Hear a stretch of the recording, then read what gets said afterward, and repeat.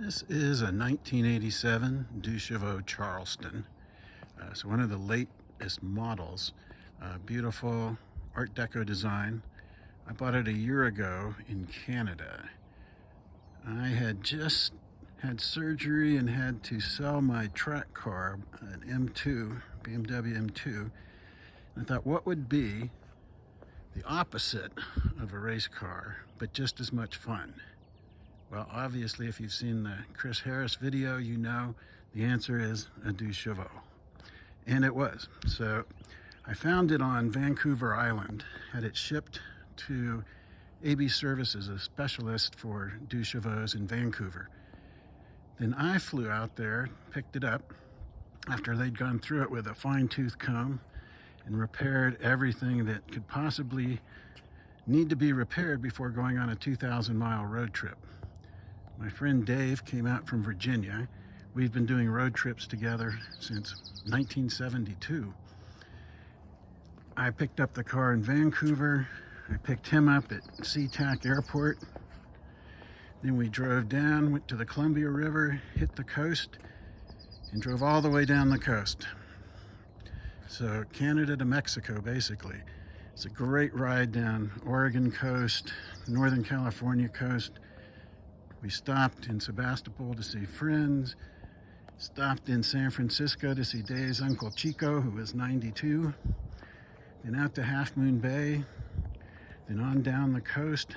We went to Big Sur, then we had to dodge inland because the roads closed, and then back out to the coast, down to San Luis Obispo to see my daughter, then down to Malibu, Santa Monica, all the way down to San Diego. And then we took Highway 8 to Tucson, and here we are in Tucson. The car is a champ. It is a great, fun road car. It had the whole front end redone. There's details. I've got paperwork back to 2019. They redid the interior that year, put in a new exhaust and a new master brake cylinder. I have extensive records. Let's see, getting it ready for the road trip, had new drive shafts, new tie rods, new kingpins, new front disc brakes, both rotors and pads, rebuilt the carburetor, new belts and hoses, well, actually belt and hose, that's all there is, I think, on this car, and then 4 brand new Michelin tires. It was a great road trip, and I would highly recommend anyone who buys it consider driving it home. I mean, would I drive it cross country? I did drive it cross country, and I would do it again in a heartbeat.